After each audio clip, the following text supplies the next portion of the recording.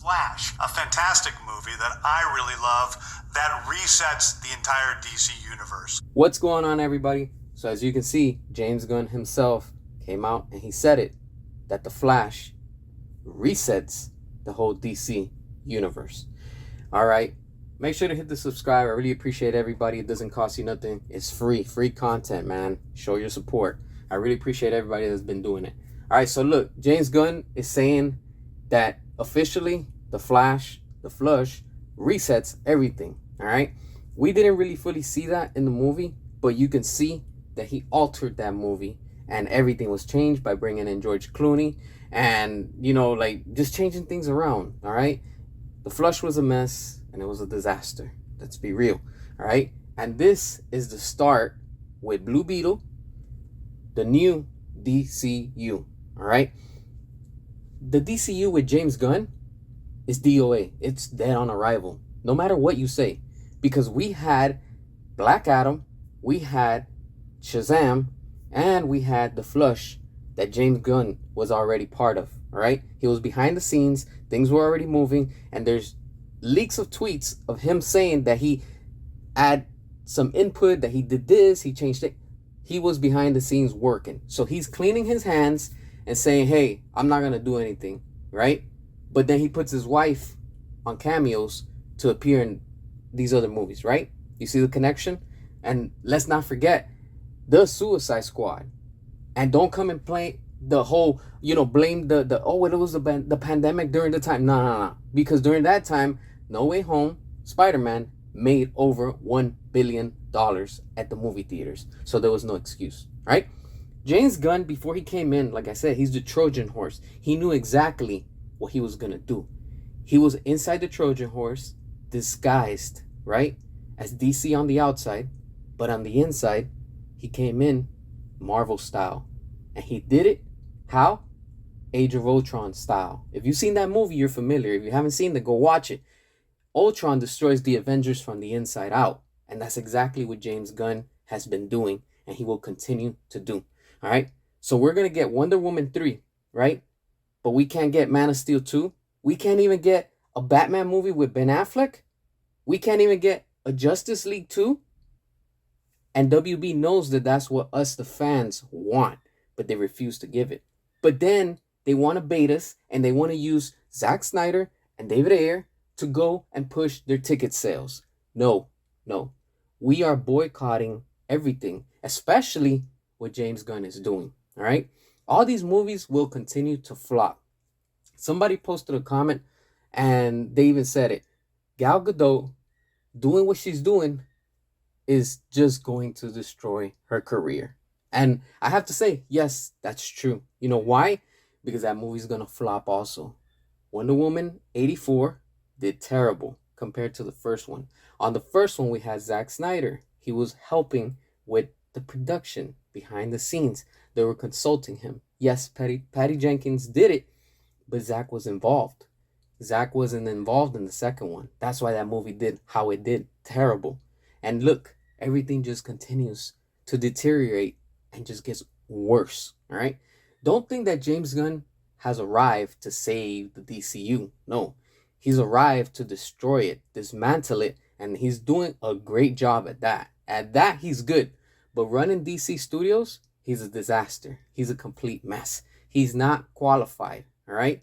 When you have actors, you have actresses, and you have directors, and people that do not want to work with him, and people on his own team saying that they don't even believe in him, that raises all the red flags. He's not suited. He's not qualified. He should not be at DC.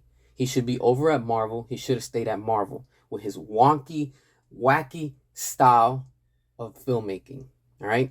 I don't have nothing personal against him. It's just what he's done within the DCU that he's just insulted and disrespected us, the fans, us, the paying consumers. And then he's picking and choosing who stays and who's going.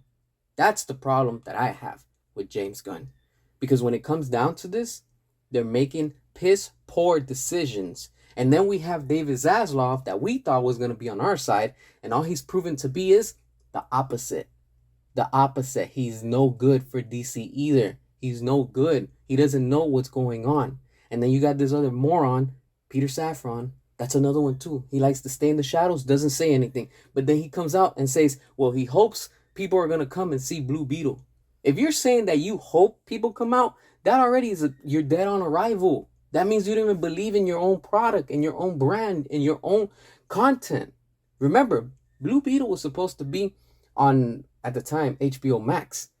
And what did they do? Well, let's push it and do a theatrical release. Well, get ready, because that's going to be a flop. And I'm guaranteeing you, probably you're hearing this in the future, that movie flopped. Why? Because they're trying to give us something that we do not want. We didn't ask for that movie. What's so hard for them to say, hey, look, all right, we're not going to bring in Zack Snyder, but we're going to continue with the same characters. You're doing it with Gal Gadot. You're doing it with Ezra Miller. You're doing it with Jason Momoa.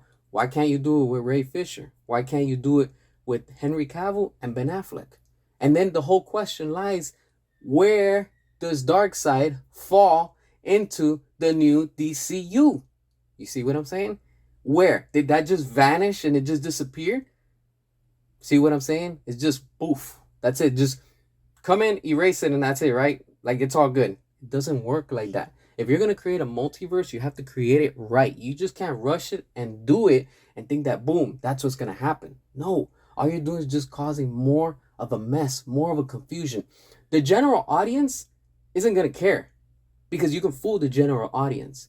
But when it comes to the fans and your true supporters, when it comes to the ones that are putting out the money to buy merchandise, buy movies, and buy whatever, you're going to push them all away, because they're not going to be interested in it. All you do is just put in things, and if they work, they work. But they're not working. That's the problem. They haven't been working ever since Zack Snyder left, ever since David Ayer left. If WB would have let David Ayer do his thing, Zack Snyder continue to do his thing, let it all connect, because it was connecting, all right, and properly, and, give it a proper ending, then we wouldn't be in this situation.